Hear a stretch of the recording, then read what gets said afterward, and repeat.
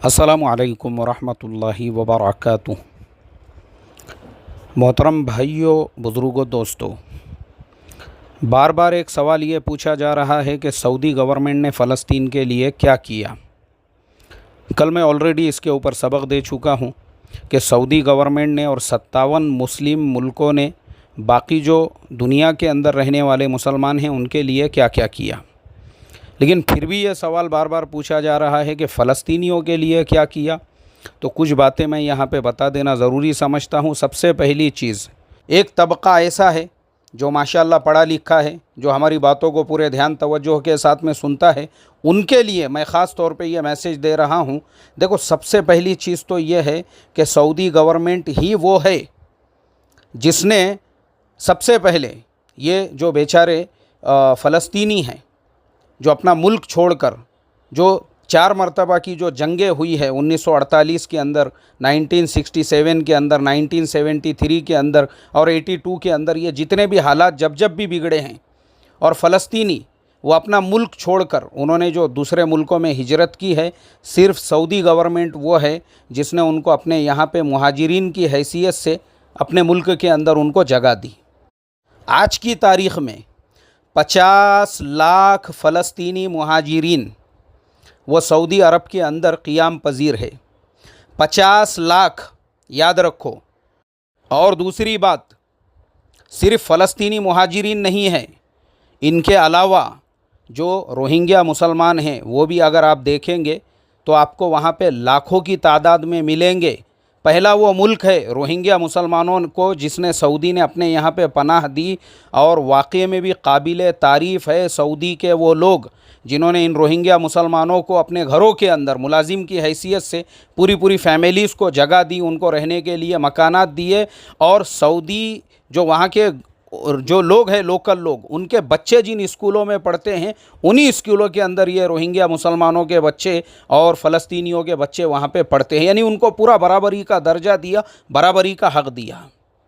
यार मुझे अफसोस होता है, अफसोस मैं इसीलिए बोलता हूँ, हवाई फायरिंग नहीं। और इसके लिए एक्चुअल में वो जोशीले और जज्बाती मजहबी रहनुमा ज़िम्मेदार है जिन्होंने मुसलमानों को हमेशा तिलिस्माती वाक़ियात, ख्वाबो ख़यालों की दुनिया और इस तरीक़े की बातें बता कर बेचारों का दिमाग ख़राब किया हुआ। इसीलिए आज हमारे पास में नॉलेज की कमी, एजुकेशन की कमी, इन्फॉर्मेशन की कमी। अरे पढ़ो रे मेरे भाई, कम से कम आज हमारे पास में मोबाइल है, उसके ऊपर ये सारी इन्फॉर्मेशंस आपको मिलेंगी, सारी इन्फॉर्मेशन, वो भी ऑथेंटिक तरीक़े से। जाइए आप उनकी सारी वेबसाइट्स के ऊपर जाके चेक कीजिए, आपको ऑथेंटिक ये सारे फिगर्स, सारी चीज़ें पता चलेंगी। मालूम होगा कि सऊदी ने फ़लस्तीनियों के लिए ही नहीं बल्कि बाकी दुनिया के मुसलमानों के लिए भी क्या किया।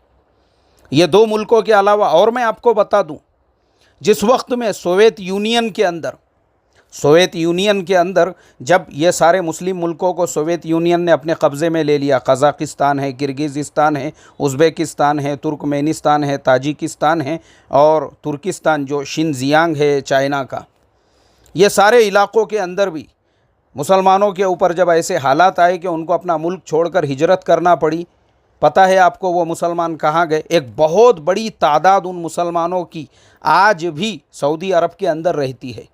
आज भी आपको उज़्बेक मुहाजिरीन वहाँ मिल जाएंगे, ताजिक मुहाजिर मिल जाएंगे, कज़ाक मुहाजिर मिल जाएंगे, ये सारे मुल्कों से आए हुए मुहाजिर भी। यार पता ही नहीं है कुछ अपने को उसके बारे में। अल्लाह हिफाजत फरमाए। मैं तो समझता हूँ ऐसे लोगों ने पहले अपने मुल्क की फ़िक्र करना चाहिए। यूनाइटेड नेशन का इसके ऊपर एग्रीमेंट है, उसके अलावा पूरी अरब दुनिया है, पूरे मुस्लिम, वहाँ 5 वक्त की नमाज़ हो रही है। जैसा हम हरम शरीफ का जो लाइव वीडियो है देखते हैं, वैसे मस्जिद अक्सा का भी वीडियो है। एक यहूदी को भी अंदर दाखिल होने की इजाज़त नहीं है। ख़ुद फ़लस्तीन की जो वहाँ का जो सिक्योरिटी सिस्टम है वो 24 घंटे उसके गेट के ऊपर रहता है, उसमें इजरायली आर्मी भी रहती है, दोनों मिला के उसकी हिफाजत करते हैं। ये मालूम ही नहीं है कि बेंजामिन नेतन्याहू को जो करने का था वो कर दिया उसने, वो करके हट गया वो अपनी जगह पे, और बन गया वो दोबारा से हीरो जिसके ख़िलाफ़ में पूरा अप्रैल का महीना इज़राइल के अंदर धरने आंदोलन दिए जा रहे थे, प्रोटेस्ट हो रहा था।